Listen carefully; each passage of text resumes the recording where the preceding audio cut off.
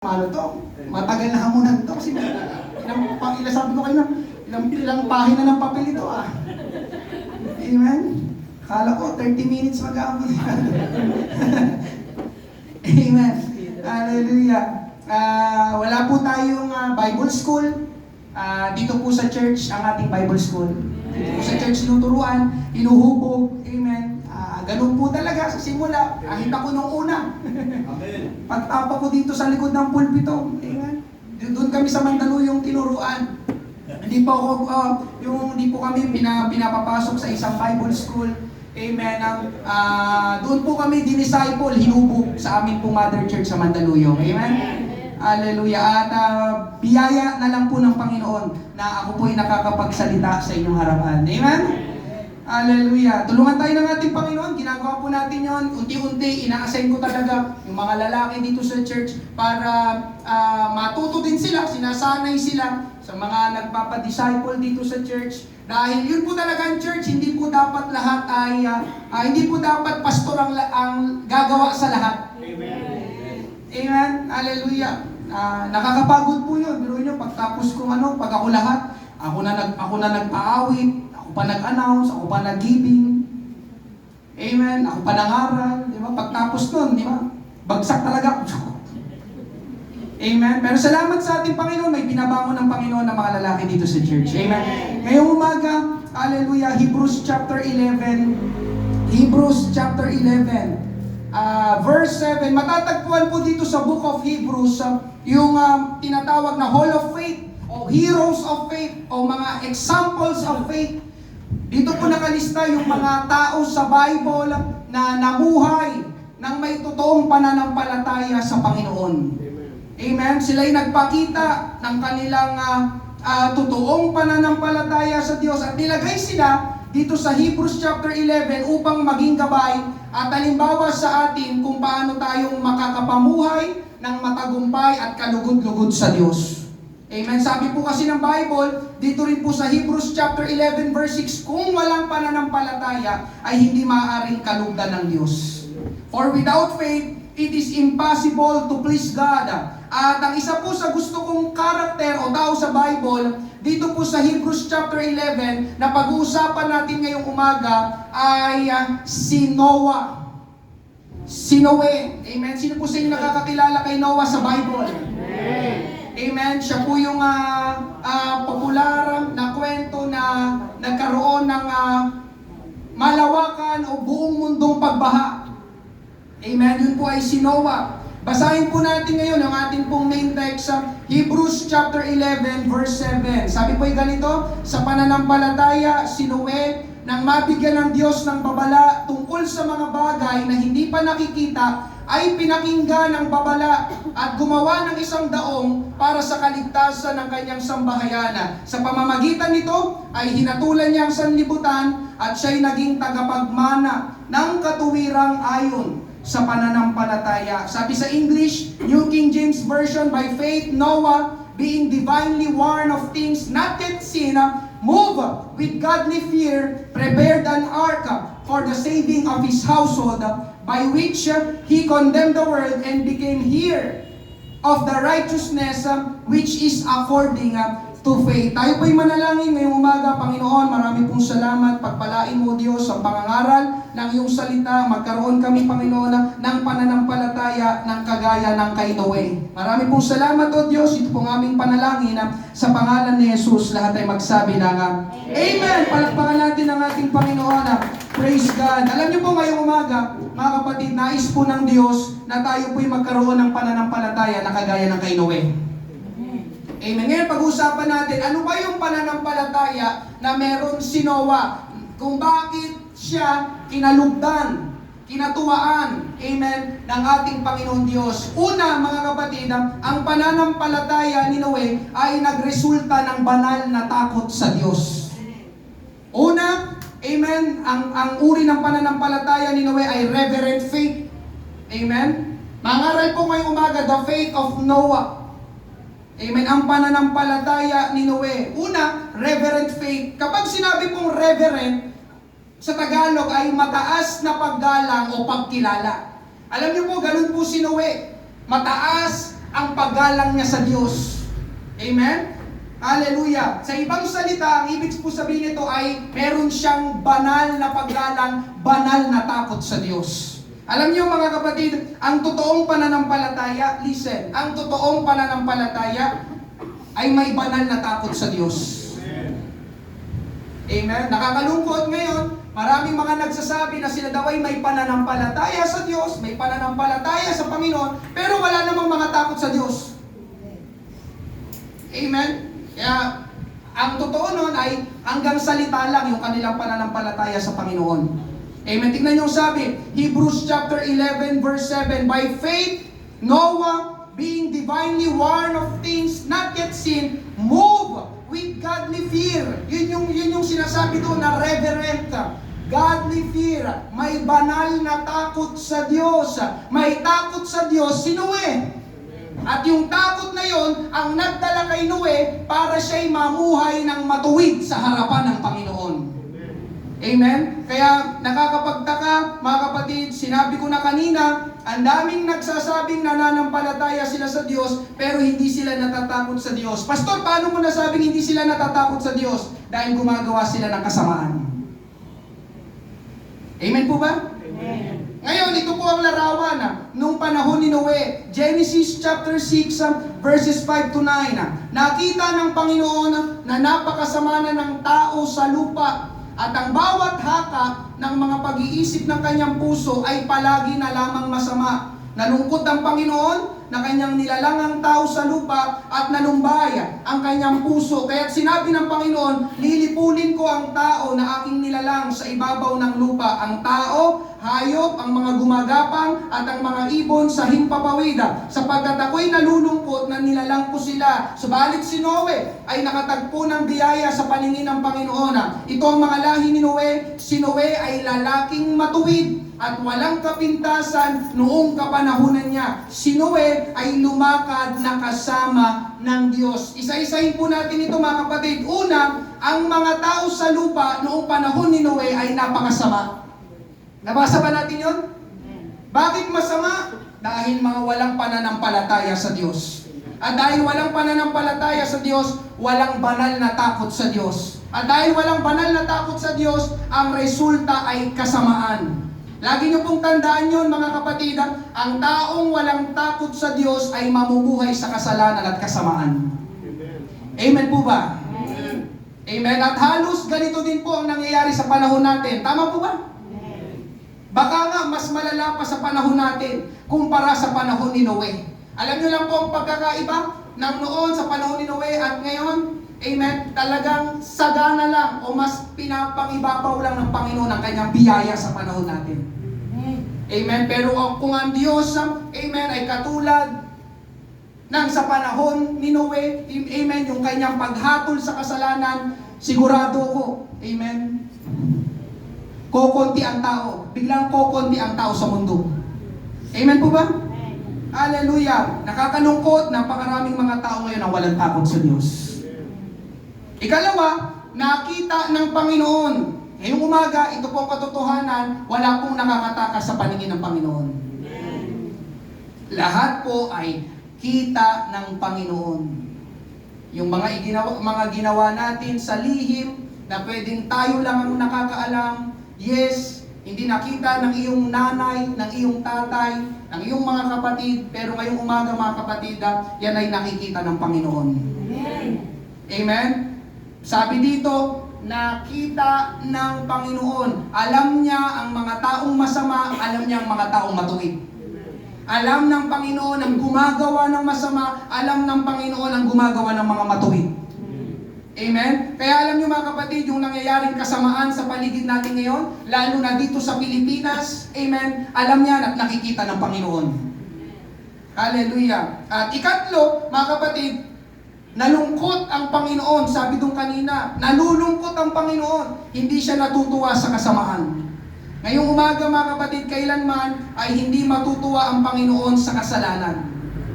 Hindi matutuwa ang Panginoon sa kasamaan. Amen po ba? Amen. Kaya alam niyo yung nangyayari ngayon, di ba? Alam niyo yung nangyayari ngayon sa Pilipinas. Hindi natutuwa ang Panginoon.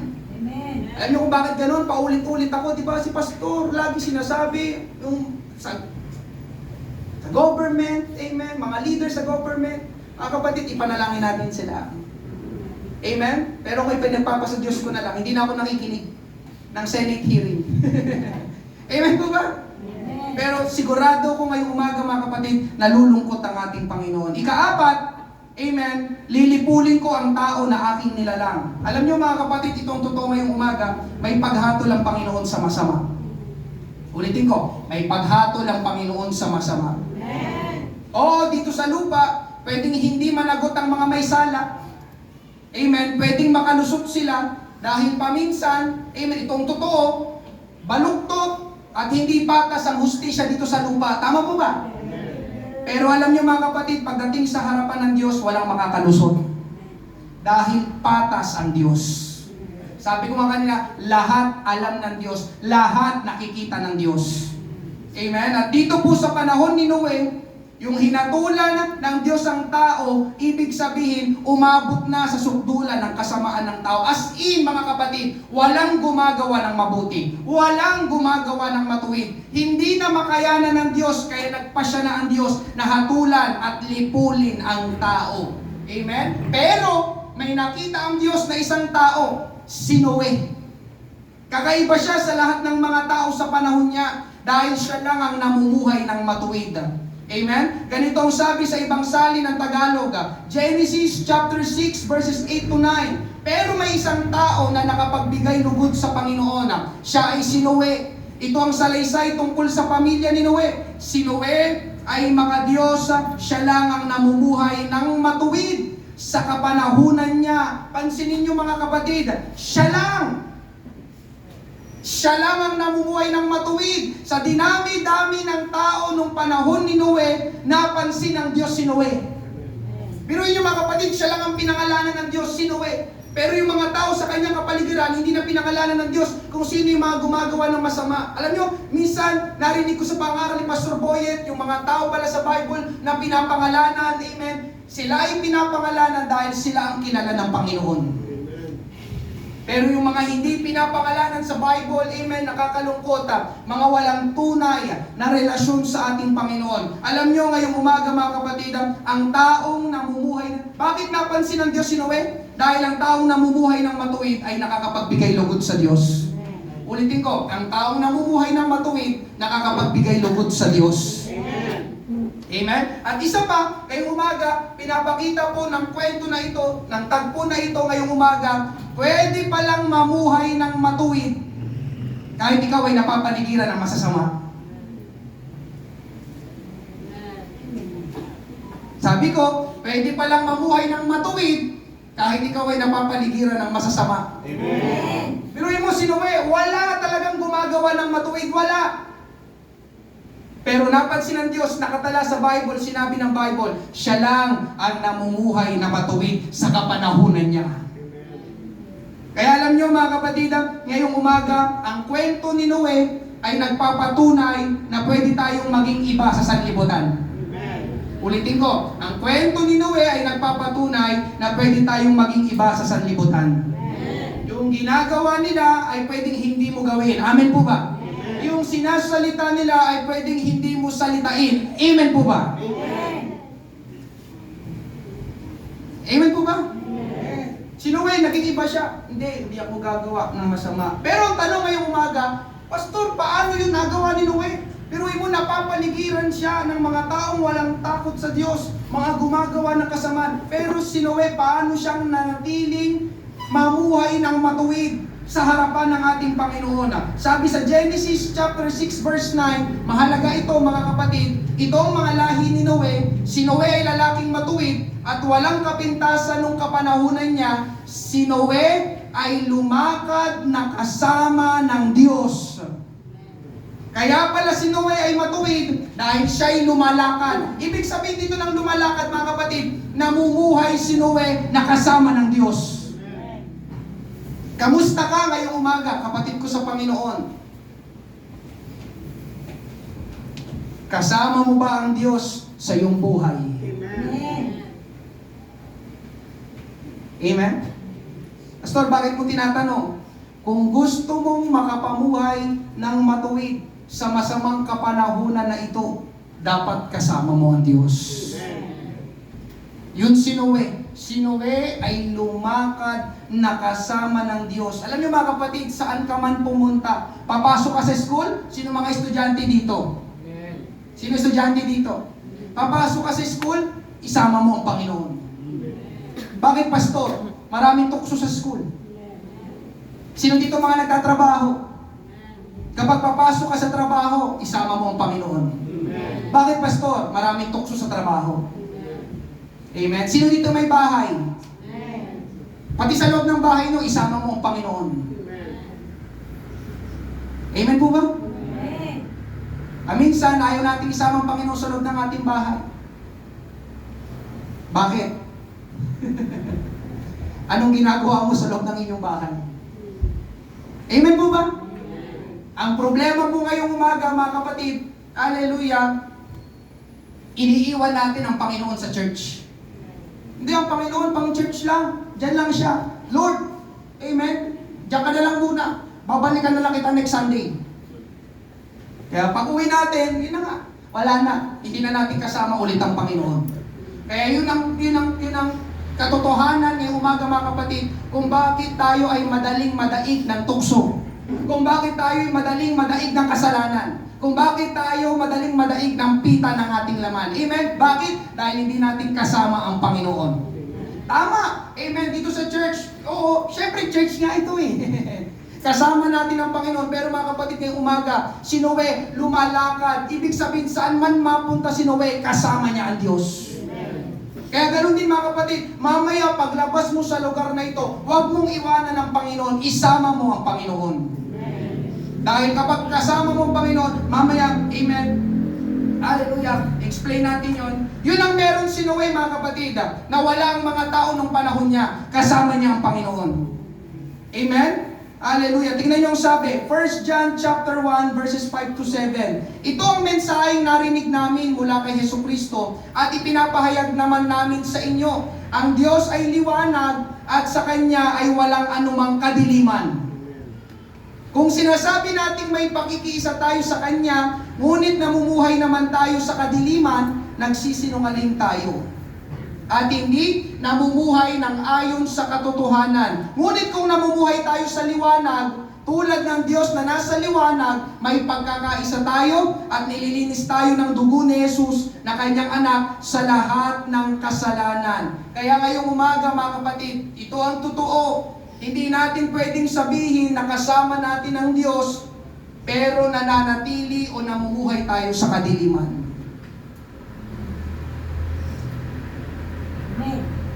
Amen po ba? Amen. Sabi ko, hindi pwede. Amen. Nasabihin natin na kasama natin ang Diyos, pero namumuhay tayo sa kadiliman. Amen. Kahapon, nagkaroon kami ng Bible study dito sa church. May aklat kami na pinag-aaralan. Yun ay sinulat ng isang Christian author, writer sa Amerika. Tapos tinatranslate sa Tagalog ni Pastor Emil. Si Pastor Emil, yung pastor natin sa La Trinidad, Benguet, nagtatranslate siya ng libro sa Tagalog, tinatranslate niya. Tapos ipinapamigay niya sa mga churches. Humingi ako ng ilang libro at binigay ko sa mga kapatiran, ilang mga kapatiran dito sa Pateros. Tapos kahapon, nagsimula kami na pag-aralan yung libro na yon. At kahapon ako ang nagturo, chapter 1. Ako sa susunod, iba yung chapter 2. Amen. Ang aklat na yun ay patungkol sa authority. Pagtapos ng pagtuturo namin, may isang kabataan ang nagtanong. Sabi niya ganito, sabi sa akin ng kabataan, Pastor, pwede ba yun na sumusunod ako sa Panginoon, tapos gumagawa din ako ng kasalanan? Kayo ang sumagot. Kayo ang sumagot. Ano sa tingin niyo ang sagot? Yeah, Pastor, pwede ba yun? Sumusunod ako sa Panginoon, pero gumagawa din ako ng kasalanan. Ang sagot ko, mga kapatid, ay hindi yung pwede. Sabi ko, hindi ka makakasunod sa Panginoon na nananatili o namumuhay ka pa rin sa kasalanan. Amen po ba? Amen. Amen? Sabi po sa binasa natin, ang Diyos ay liwanag at walang anumang kadiliman sa Kanya. Kapag sincero kang sumunod sa Panginoon o kasama mo ang Panginoon, maaalis ka sa kadiliman. Amen. Hindi pwedeng magkaiba ang direksyon ng ating mga paa. Amen po ba? Hindi pwede na yung kanan papunta sa Panginoon, yung kaliwa papunta sa kasalanan. Hindi ka makakapaglakad na maayos na magkaiba ang direksyon ng iyong paa. Tama po ba? Amen? Sabi pa sa verse 6, kung sinasabi nating may pakikisa tayo sa Kanya, ngunit nabubuhay naman tayo sa kadiliman, nagsisinungaling tayo at hindi namumuhay ng ayon sa katotohanan. Sa madaling sabi mga kapatid, ito rin yung sinabi ko sa Kanya, parang niloloko natin o niloloko mong sarili mo kapag sinasabi mo sumusunod ka sa Panginoon pero gumagawa ka pa rin ng kasamaan o ng kasalanan. Amen? Ang totoo noon mga kapatid, amen, hindi ka talaga sumusunod sa Panginoon, hindi mo talaga kasama ang Panginoon kung namumuhay pa rin tayo sa kasalanan. Amen? Parang ganito po yan mga kapatid, halimbawa lang ito. Si RJ. RJ, kaya mo bang sumindi o manigarilyo kapag kasama mo ang tatay mo o nanay mo? Hindi po. Hindi si tatay mo, tapos hindi ka sigarilyo. Kaya mo ba? Hindi po. Hindi, di ba? Bakit? Dahil alam mo, ayaw ng tatay mo ang sigarilyo. Tama ba? Amen. RJ, di ba pag sisindi ka,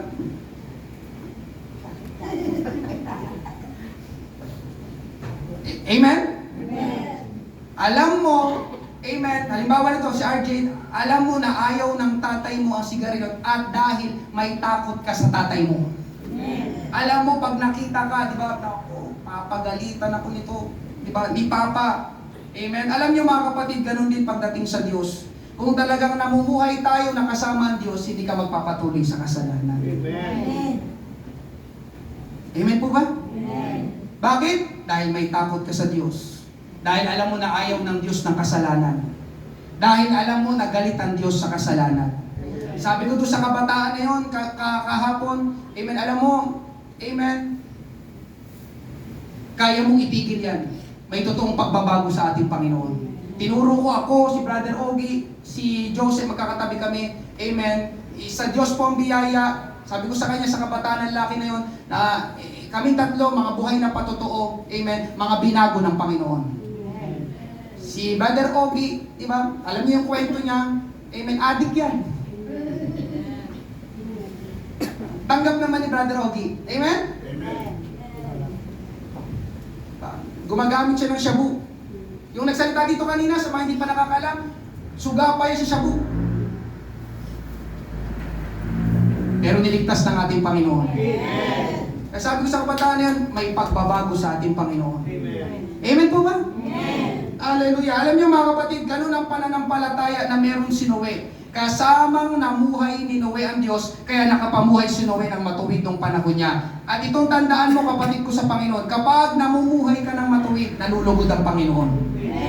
Kailanman hindi nalulugod ang Panginoon sa masama. Amen po ba? Kaya alam niyo mga kapatid, yung nangyayari ngayon sa Senado, alam ko, nakialam ang Diyos.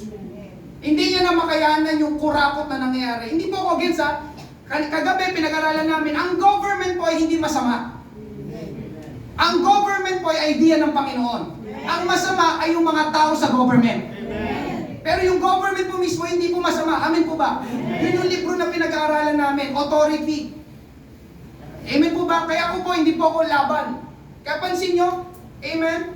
Hallelujah, ipinapanalangin pa natin yung ating mga government officials dito sa church. Di ba kung tutusin, bakit ko ipapanalangin yung mga yan? Hindi. Sabi kasi ng Bible, matuwid man sila o masama, ipanalangin sila. Amen? Hallelujah. Alam niyo mga kapatid, nakikialam ang Diyos, hindi nalulugod ang Panginoon. Di ba napansin niyo man nakaraan, madalas talagang nagpapaulan. Madalas talagang umuulan, sorry. Niniwala ko, talagang pinapaulan ng Panginoon. Bakit? Para mahayag yung mga ghost projects. Kung walang pagulan, hindi mahayag yun. Magpapatuloy sila. Amen po ba?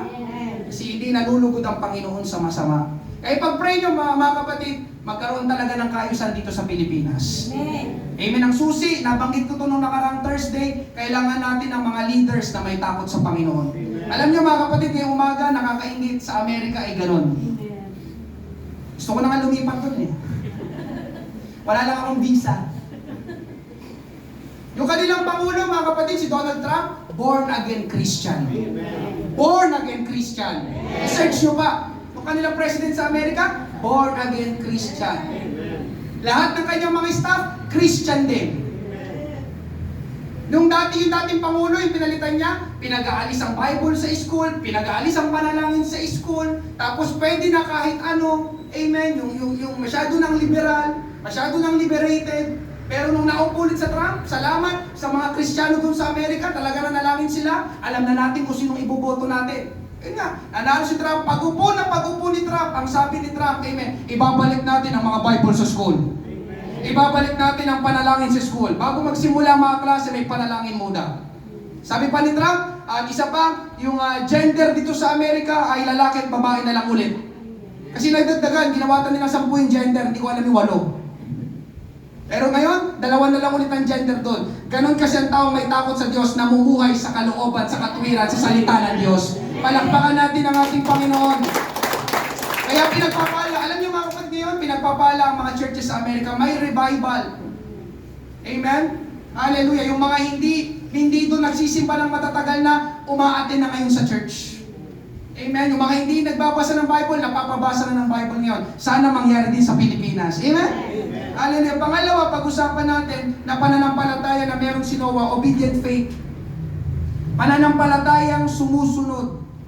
Amen? Reverent faith, obedient faith. Katunayan mga kapatid, yun naman talaga ang pananampalataya. Ang totoong pananampalataya may ebidensya. Ang totoong pananampalataya nakikita. Ang totoong pananampalataya ay ginagawa. James 2:17, kaya't ang pananampalataya na nag-iisa, kung ito'y walang mga gawa, ay patay. Ibig sabihin ng patay, walang saysay, walang kabuluhan, walang bisa. Amen? Kaya ang pananampalataya daw ay sinasamahan ng gawa. Amen? Parang ganito yan mga kapatid. Ang pananampalataya, para mapatunayan, ay gagawin mo ang sinasampalatayanan mo. Paano namin mapapatunayan na naniniwala ka na nakakagamot ang biogesic? Sino dito naniniwala na nakakagamot ang biogesic? Sumakit ang kamay. Ayun na, sinabi na ni Cherry. Paano mo mapapatunayan? Kapag iniinom mo yung biogesic. Hindi mo pwedeng sabihin ng pastor, alam mo itong biogesic, nakakagaling ito. Paano mo po nasabi? Napanood ko sa commercial eh. Hindi ako maniniwala. Hindi ako maniniwala hanggat hindi mo iniinom yan. Amen po ba? Hindi mo pwedeng sabihin, napanood ko sa commercial, gumaling sila. Kaya naniniwala na rin ako, pastor, nananampalataya na rin ako nakakagaling itong gamot na ito. No, hindi ako naniniwala. Naniniwala ako kapag ininom mo na. Para mapatunayan mo na naniniwala ka talaga sa gamot na yan. Amen po ba? Nakuha niyo po ba? Alam niyo mga kapatid, ganun din pagdating sa Diyos. Ang totoong may pananampalataya sa Diyos ay sumusunod sa Diyos at sumusunod sa Kanyang salita. Amen. Amen po ba? Yun po ay pinatunayan ni Noe na may pananampalataya siya sa Diyos nang gawin niya ang pinapagawa ng Diyos sa kanya. Hebrews chapter 11 verse 7, sa pananampalataya si Noe nang mabigyan ng Diyos ng babala tungkol sa mga bagay na hindi pa nakikita, ay pinakinggan ang babala at gumawa ng isang daong para sa kaligtasan ng kanyang sambahayan. Kanina mga kapatid, sa first point, dahil sa sukdulang kasamaan ng tao, hinatulan ng Diyos ang tao. Lilipulin ang tao sa pamamagitan ng buong mundong pagbaha. Talagang buong mundo, tatakluban ng tubig. Amen? Pero dahil si Noe ay nakatagpo ng biyaya mula sa Diyos, hindi si Noe kasama ng kanyang pamilya, hindi sila sinali ng Diyos sa hatol. Amen? At ito nga, binasa natin mga kapatid, ang paraan para maligtas sila sa paghahatol ng Diyos ay gumawa ng daong o ng malaking sasakyang pandagat. Ngayon, dalawang bagay ang makikita natin dito. Una, mga kapatid, hindi lubusang nauunawaan ni Noe ang pinapagawa sa kanya.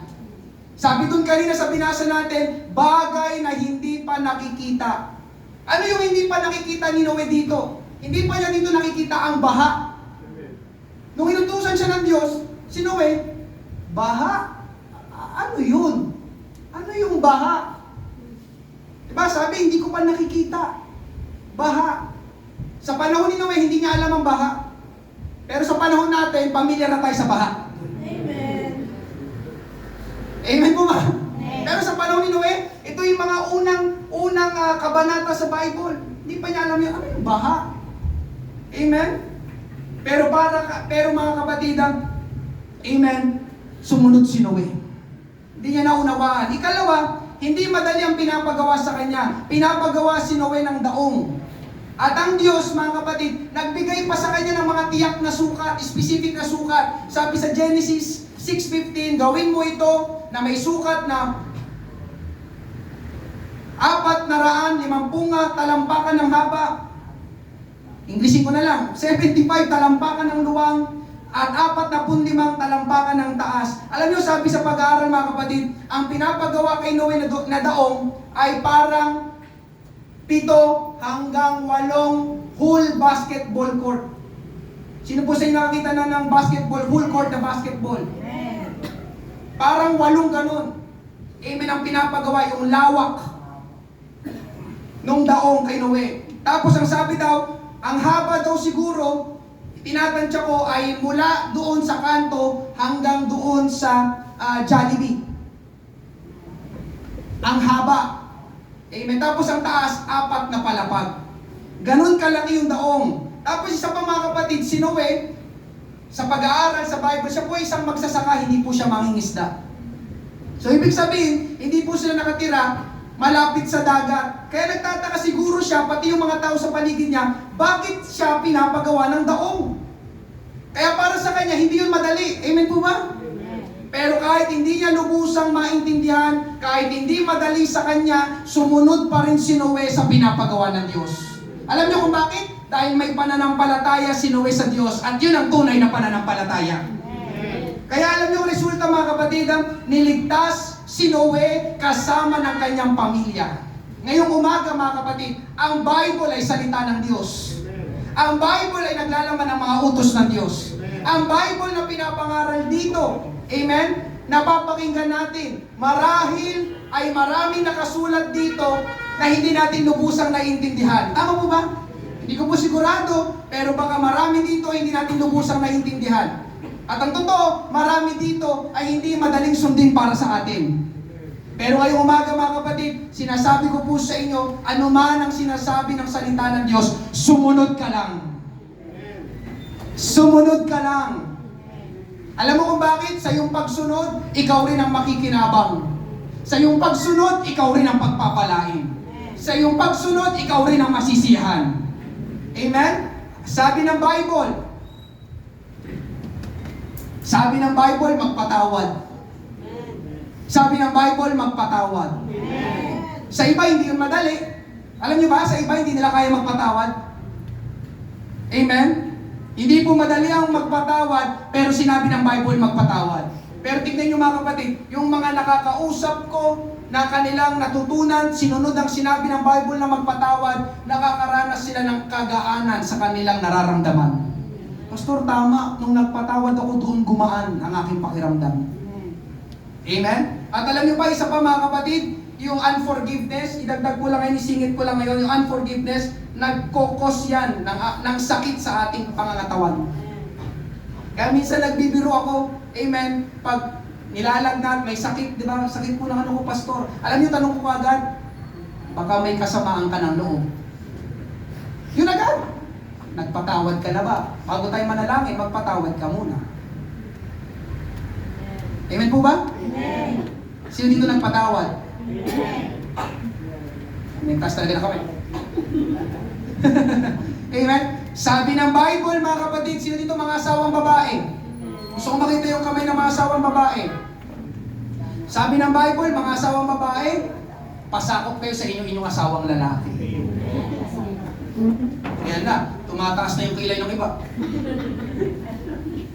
Pasakop? Dito? Pastor? Pasakop ako dito. Oh my gosh! Alam niyo, mga kapatid, marami na ako kakilala, hindi madali sa asawang babae, hindi madali sa kanila magpasakop sa asawang lalaki. Pero yun ang sabi ng Bible. Hindi ko ito sinasabi dahil lalaki ako Amen. Sorry, hindi ko na nailagay dyan. Nasa Ephesians yun, chapter 5, verse 22. Amen. Mga babae, pasakop kayo sa inyong asawang lalaki. Sabi ko, mga babae, pasakop kayo sa inyong asawang lalaki. Amen. Wala na kami sa awa. Amen po ba? At kabaliktaran naman, dugi yung mga babae. Mga lalaki, kahit basahin nyo pa, mahalin ninyo yung asawang babae. Amen.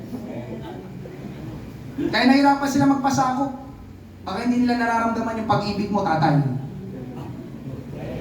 Vice versa yon. Amen po ba? Magkadikit yun, pag-ibig, pagpapasakop. Amen po ba? Amen? Ano pa? Sabi ng Bible, marami sa Bible na hindi madali sa atin. May nagpaalam na sa akin dito, pastor. Nagdadalang tawa ko. Balak namin ipalaglag yung bata. Sabi ko, hindi. Kasalanan niya sa Diyos. Papatay ka niya, para ka na rin papatay niya. Sabi ko, hindi. Andyan na, ituloy mo na. Pastor, di naman to planado. Ba't kasi hindi nyo pinagplanuhan? Alam niyo mga kapatid, kahit hindi ang planado, nandyan na. Ulitin ko, ang abortion ay hindi po biblical. Sa iba, di ba? Ang hirap. No, hindi ko naunawaan bakit. Bakit hindi pwedeng hindi palaglag? Pero mga kapatid, kapag sumunod ka, ikaw rin masisiyan kapag lumabas yung batang yun. Alam niyo, nagsabi sa akin noon, yung ipapalaglag daw niya, nung nanganak na siya, halos hindi niya mabitawan yung anak niya. Sabi ko sa kanya, ipalaglag pala. Amen po ba? Yun nga eh, ikaw ang pagpapalain kapag sumusunod ka sa Panginoon. Amen? Ganun din. Sana wag naman, yung divorce. Ang divorce ay hindi po kalooban din ng Panginoon.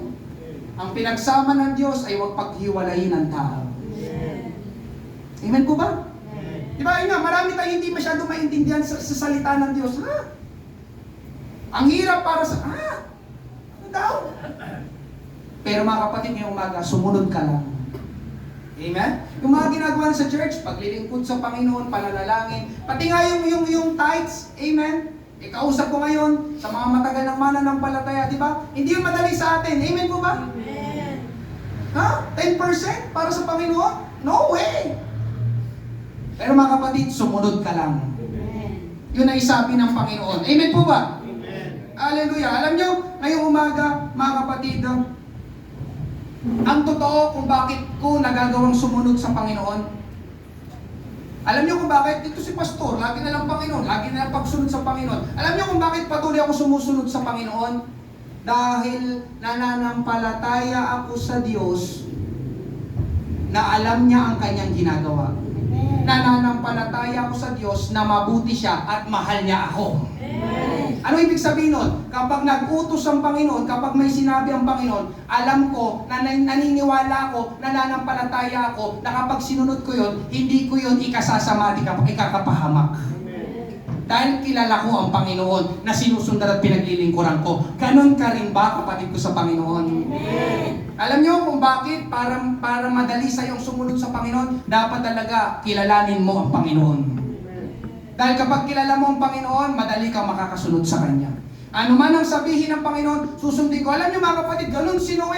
Sa panahon niya, hindi niya alam ang baha. Ang hirap na gumawa ng daong, pero sumunod si Noe. Dahil alam ni Noe na ang Diyos na sinusundan niya, hindi siya ipapahamak. Amen? Sabi sa Hebrews chapter 11 verse 7, sa pananampalataya, si Noe, nang mabigyan ng Diyos ng babala tungkol sa mga bagay na hindi pa nakikita, ay pinakinggan ng babala at gumawa ng isang daong para sa kaligtasan ng kanyang sambahayan. Mga kapatid, ngayong umaga, amen? Hallelujah! Kapag may pinapagawa ang Panginoon, lalo na dito ang sinabi ay babala, kapag ang Diyos nagsabi ng babala sa iyo, makinig ka at sumunod ka. Para yan sa ikabubuti mo. Amen po ba? Ang mga pangangaral, madalas naglalaman ng mga babala ng ating Panginoon. Huwag mong baliwalain. Biruin niyo mga kapatid, hindi lang si Noe ang nakinabang, kundi pati ang kanyang pamilya naligtas. Kaya kapag may inuutos, may pinapagawa ang Panginoon, manampalataya ka, sumunod ka sa Panginoon dahil hindi mo alam, doon na pala ililigtas ng Panginoon ang iyong mahal sa buhay. Amen? Hallelujah! Nakakatuwa ngayong umaga. Salamat sa Panginoon. Noon, naalala ko, nung nagsisimula kami dito sa Pateros, ilan lang ang lalaki, 1, 2, 3 lang. Pero ngayong umaga, hallelujah! Maraming salamat sa ating Panginoon. May mga lalaki, may mga tatay na dinadala ang Panginoon dito sa church. Palakpakan natin ang ating Panginoon. At ako'y patuloy na nananalangin, umaasa. Amen mga kapatid, pati ang iyong mister, pati ang iyong mga anak na lalaki, makasama natin dito sa church. Si Noe, pati ang kanyang pamilya naligtas sa kanyang pagsunod sa Panginoon. Kaya ngayong umaga, kapag may sinasabi ang Panginoon, sumunod ka lang. Amen po ba? Kaya alam nyo mga kapatid, di ba? Sabi ko rin nung nakaraan, ang mga sumusunod sa Panginoon ang pinagpapala ng Panginoon. May nabasa kong ganda habang ginagawa ko ito, sabi doon, hindi ang pagiging matuwid ni Noe ang nagligtas sa kanya sa baha. Ang nagligtas sa kanya sa baha ay yung pagsunod niya sa Panginoon. Dahil yung kanyang pagiging matuwid, hindi niya kakayanin magpalutang-lutang doon sa baha. Dahil siya matuwid lang. Amen? Kundi yung pagsunod niya sa Panginoon. Dahil kung may baha, matuwid nga siya, pero wala namang daong, paano siya makakaligtas sa baha?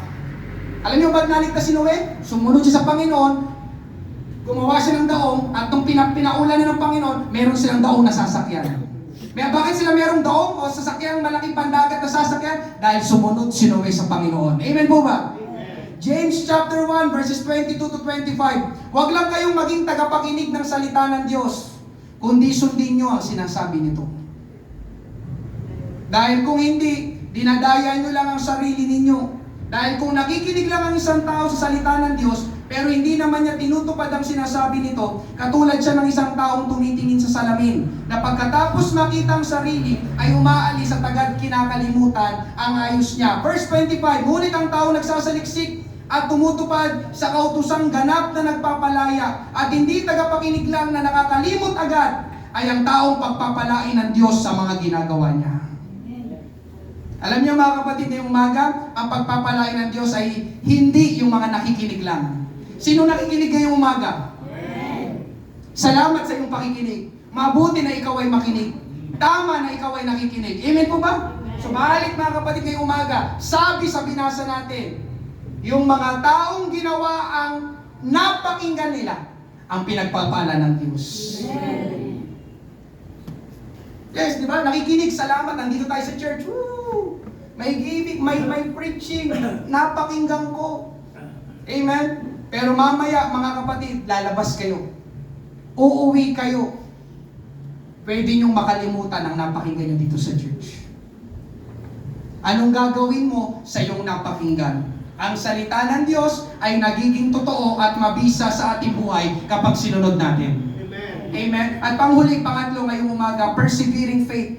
Reverent faith, obedient faith, persevering faith. Pananampalatayang nagtitiis, pananampalatayang nagtsatsaga, pananampalatayang nagpupursige.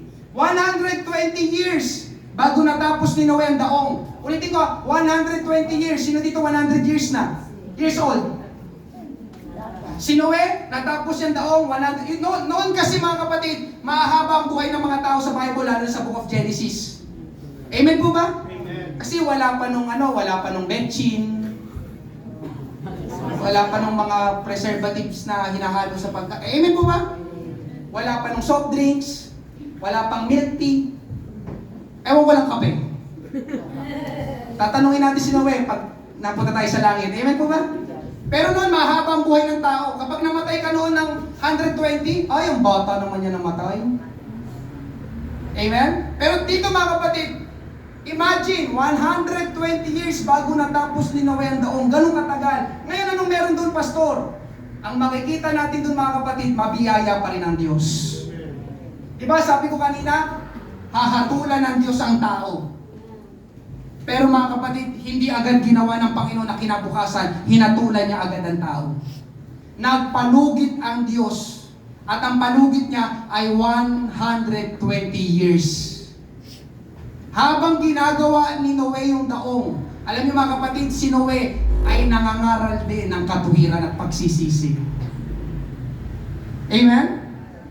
Sabi sa 2 Peter chapter 2 verse 5, at kung paano ang matandang daigdig ay hindi niya pinatawad, bagaman iniligtas si Noe na tagapangaral ng katwiran kasama ng 7 iba pa, noong ang daigdig ng masasamang tao ay dinalhan ng baha. Pansinin niyo mga kapatid, si Noe na tagapangaral ng katwiran. Nangaral si Noe noong panahon niya. Nagbabakasakali na baka ang tao ay magsisi at maligtas.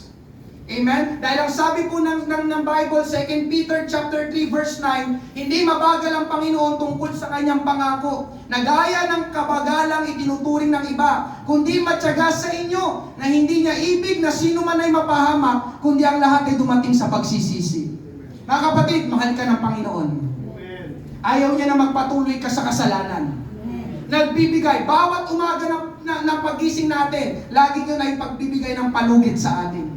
Ginigising tayo ng Panginoon. At sa bawat pagising natin, naniniwala ako, may punto, may bahagi, may oras sa ating buhay, kinakausap ka ng Panginoon.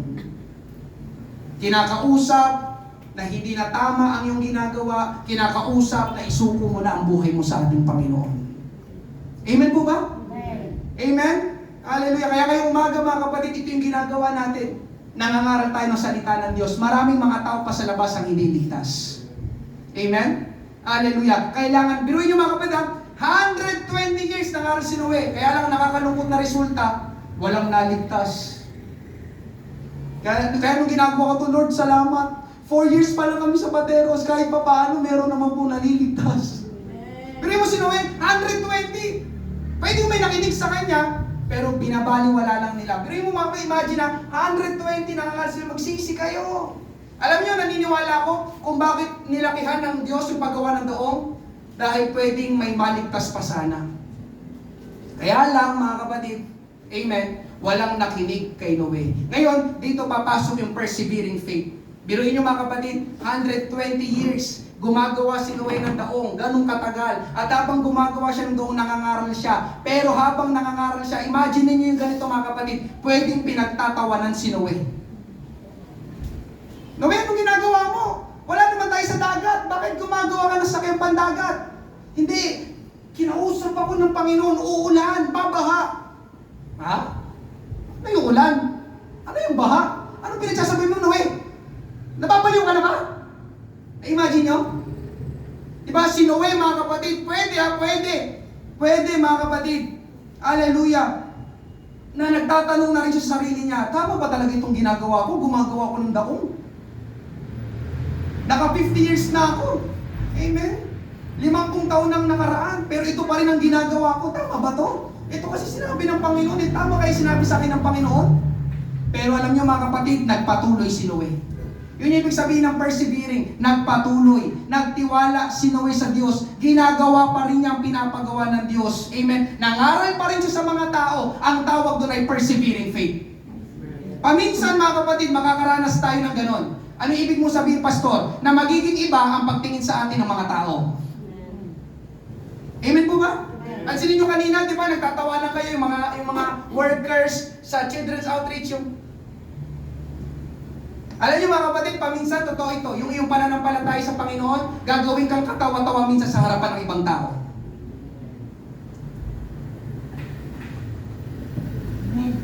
Amen po ba?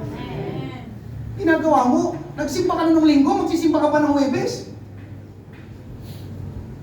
Bakit? Ano ba yun? Ba't gigising ka ng umaga? Pupunta kayo sa church, mananalangin? Bakit kayo nagbibigay? Bakit kayo humahayo? Bakit kayo nagtuturo? Bakit kayo nangangaral? Amen po ba? Amen. May makakarinig tayo ng hindi maganda. Oh, dati kasama ka namin umiinom Bakit ngayon hindi ka na umiinom? Baliw ka ba? Sa kanila, yun yung baliw. Hindi ka na ata normal eh. Amen po ba? Mga kapatid, makakaranas ka ng ganon. Kung totoong susunod ka sa Panginoon. Kung totoong isusuko mo ang buhay mo sa Panginoon. Amen? Alam nyo mga kapatid, amen, natutuwa ako. Brother Joseph, nag-testimony kanina. Amen, 3 years ba? Simula nang dumating doon yung isa nating kapatid mula sa Taguig. Amen. Nag-share sa kanyang mga katrabaho, lagi siyang pinagtatawanan. Si Brother James, 3 taon nang nakalipas. Pero nung pumunta si Brother Joseph, pinakbangan niya. Sabi ko, pag-pray natin, Pastor, gusto ko magkaroon ng Bible study sa church. Ay, sa trabaho. At yun nga, nag-testimony siya kanina. Amen, yung nakaraang biyernes na tuloy yung kanilang Bible study. At yung mga taong pinagtatawanan siya, pinagtatawanan yung kasama niya, nakapatiran sa Taguig, amen, ay kasali doon sa Bible study nila. Noon, pinagtatawanan nila pag nagko-quote ng Bible verse, ang baduy. Sabi na ito, outdated, wala sa uso. Pero yun, ngayon, kasama natin yung, di ba, katrabaho nila Brother Joseph. Kaya mga kapatid, ngayong umaga, magpatuloy ka lang, manindigan ka lang. Naalala ko, nung ako'y humakbang, amen, bilang pagpapastor, hindi rin po madali, mga kapatid. Amen? Lalo na sa side ng aking tatay, yung Elmido family. Dahil kahit papaano po, sila po ay merong kaya. May wealth, yung Elmido. Meron sila siguro na-expect sa akin dahil ang tatay ko ay panganay, ang panganay sa magkakapatid, lalaki. Tapos ako pa ang panganay ni Papa. So lalaki. Tapos isa pa mga kapatid, tapos ako ng pag-aaral. At gumraduate po akong cum laude. Wow! Cum laude po ako, pero sige po, sasabi ko na hindi ko po ito sinasabi. Pero ang pinasok ko pagpapastor. Nakarinig ako sa akin mga mag-anak, sayang ang pinag-aralan ni Tim. Tawag sa akin nung makita ko Tim. Ni Timothy. Pastor? Ha? Nakarinig ako ng ganon. Pero binaliwala ko. Ang sinunod ko ay kung anong sinasabi ng Panginoon. Alam nyo, nung nakaraan mga kapatid, nakita ko pagkilos ng Diyos. Nagkaroon kami ng family reunion, nandun ako. Nakita ko mga kapatid, ramdam ko totoo. Hindi ko sinasabing na actually nahiya nga ako, pero nakita ko yung paggalang nila sa akin. Mga tiyuhin ko, dating tawag lang sa akin yung, nandiyan na pala si Tim. Ngayon, pag dumarating ako, Pastor, good morning. Buti nakapunta ka ngayon, wala ba kayong church? Dati, sabi ko, pinagtatawan ako ng mga to na nagpastor ako. Ngayon, kinakamusta ko kung may church kami. Pastor, kamusta? Ako nakakatawa, sabi ko, kumilos ang Panginoon. Lord, salamat. Amen. Hindi ko ikinahiya. Nagpastor po ako, sabi ko sa kanila. Sayang ang pinag-aralan. No? Sabi ng Bible, amen, ang langit at ang lupa ay lilipas. Amen. Lahat ng mga bagay dito sa mundo lilipas. Pero ang salita ng Diyos mananatili kailanman. Amen. Matthew 24:35. Amen. Ito yung aking puso, ito yung aking buhay ngayon, maglingkod sa Panginoon. Amen. Amen. Alam niyo si Noah, panghuling verse, last na ito. Hebrews 11:7, it was by faith that Noah heard God's warning about things he could not yet see. He obeyed God and built a large boat to save his family. Tingnan yung kasunod na sinabi, by his faith, Noah showed that the world was wrong. Sabi ni Noah, kahit pinagtatawanan niyo ako ngayon, papatunayan ko sa inyong mali kayo. Amen. Di ba nangaral siya 120, walang nakikinig. Ito na naman si Noah ang ingay-ingay. Tigilan mo na kami sa pangaral mo. Patuloy lang si Noah. Amen? Sometimes, listen mga kapatid, sometimes our faith will make us look stupid. Yung iyong faith, yung iyong pananampalataya pagsunod sa Panginoon, ang tingin sa'yo paminsan ibang tao, stupido ka. Until, sabi dito, until it starts to rain. Nung umuulan na, sabi ng mga tao, ako, totoo ata yung sinabi ni Noe sa atin. Mukhang babaha nga. Kaya lang mga kapatid, nakakalungkot. Hindi ko na sinali dito, kapag binasa yung Bible, huli na ang pagsisisi. Pinaulan ng Diyos, nilipo lahat ng Diyos, mga tao. Pero mo, 120 years, sapat na yun, napakatagal na yun para bigyan ng palugit ang mga tao. Alam nyo ngayong umaga mga kapatid, may palugit lang din ng Diyos. Sabi ng Bible, babalik muli ang ating Panginoon. Itong kwento na ito ay kwento, naglalarawan Amen. Sa muling pagbabalik din ng ating Panginoon. Amen. Nagbibigay lang ng palugit ang Diyos ngayon, pero darating ang araw. Amen. Kaya ito pinanghahawakan ko eh. Kahit anong sabihin ng tao, amen, hindi mahalaga sa akin. Ang mahalaga ay kung anong pagtingin ng Panginoon sa akin. Amen. Ang gusto ko ay makasama sa muling pagbabalik ng ating Panginoon. I will show them that the world is wrong. Mananatili ako sa aking pananampalataya sa Panginoon. Sana ganun ka rin kapatid sa Panginoon. Amen? Hindi nagbabagong salita ng Panginoon, Matthew 24:13, datapwat ang mananatiling tapat hanggang sa wakas, maliligtas. Amen. Hanggang wakas, maliligtas. Mga kapatid sa Panginoon, yung pananampalataya na meron si Noe, yun ang pananampalataya na gusto ng Diyos na mapasayo. Reverent faith, obedient faith, persevering faith. Amen. Palakpakan natin ang ating Panginoon tayo magsimula ngayong umaga. Praise God. Hallelujah. Thank you, Lord. Ngayong umaga, maraming salamat po sa bawat isa na dumalo, lalo na po sa aming pong mga first time. Kayo po ay sagot sa aming mga panalangin. Ngayong umaga, ako po ay magpapaanyaya sa inyo kung hindi mo pa tinatanggap ang ating Panginoong Hesus sa iyong buhay, itong tamang pagkakataon. Hindi po kami nag-aalok ng panibagong relihiyon. Hindi po relihiyon ang kailangan ng tao. Ang kailangan po ng tao ay personal na relasyon sa Diyos. At yun po ay mangyayari sa pamamagitan ng iyong pagtanggap sa iyong buhay sa ating Panginoong Hesus. Amen. Pwede ko bang makita ang kamay ng mga first time ngayong umaga habang bawat isa po yung nakayo ko, salamat sa nagtaas, salamat sa nagtaas ng kamay, salamat sa nagtaas ng kamay. Nakikita po ng Panginoon, amen. Thank you Lord sa napakaganda eksena, sinaring na ito ngayong umaga ang mga tao lumalapit, tumatanggap sa ating Panginoong Hesus. Meron pong lalapit sa inyo ngayong umaga para samahan po kayo sa panalangin dito po sa harapan. Amen. Ulitin ko po, hindi po kayo tatanggap ng panibagong relihiyon. Amen. Ang tatanggapin niyo po, siya ang daan, ang katotohanan at ang buhay, at ang kanyang pangalan ay Jesus Christ. Amen. Siya pong namatay sa krus, nagbayad ng ating mga kasalanan para tayo ay magmana ng buhay na walang hanggan. Praise God. Ngayong umaga, ako naman po'y nangungusap sa aking mga kapwa, mananampalataya, mga kapatid ko sa Panginoon. Hallelujah. Huwag mo ikahiya ang ating Panginoon. Sumunod ka lang. Magpatuloy ka lang. May inihahanda ang Diyos na pagpapala. May inihahanda ang Diyos na kaligtasan para sa iyo at sa iyong pamilya. Amen? Hallelujah. Magkaroon tayo ng pananampalataya na kagaya ni Noe. Matuwid, may banal na takot sa Diyos. At yun ang kailangan natin, lalo na sa ating kapanahunan ngayong umaga. Inaniyan ko kung bawat isa, tayo po'y magsitayo. Pwede po tayong lumapit dito habang binubuksan po natin ang ating altara. Hallelujah. May mga pagkakataon na tayo nahihiya sa ating pagiging born again. Pero mga kapatid, huwag. Hallelujah. Kasama mo ang Panginoon. Ipanalangin mo na samahan ka ng Panginoon.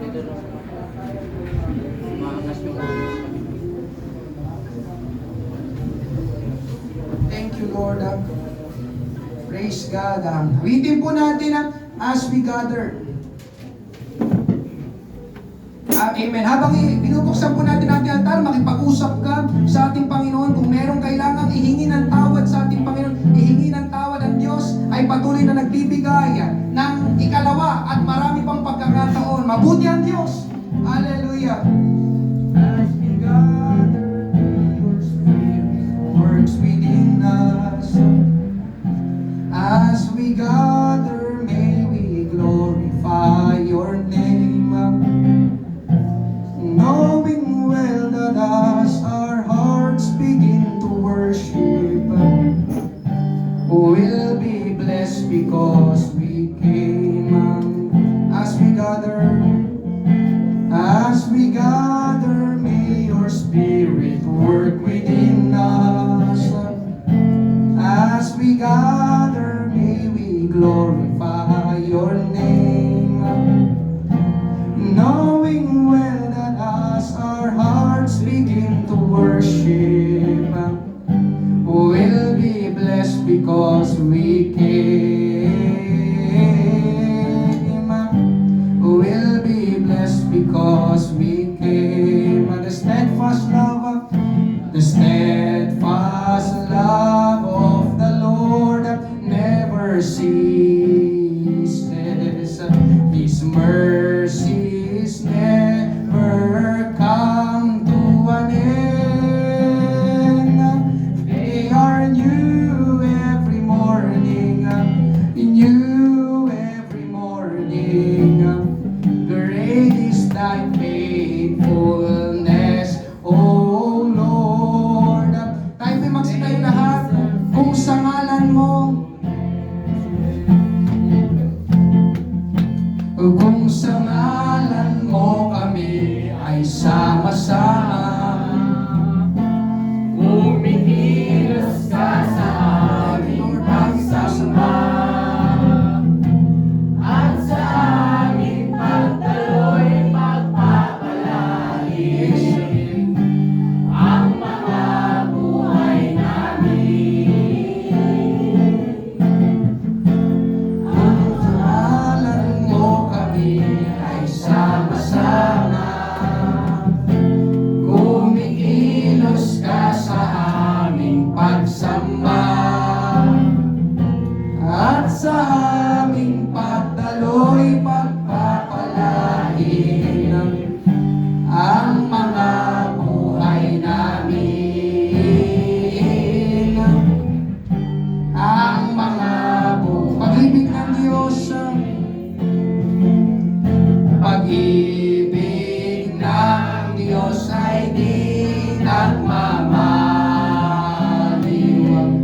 Biyaya niya ay hindi nagwawakas, at ito'y laging bago sa bawat umaga. Ang katapatan mo, O Diyos, dakila sa lahat.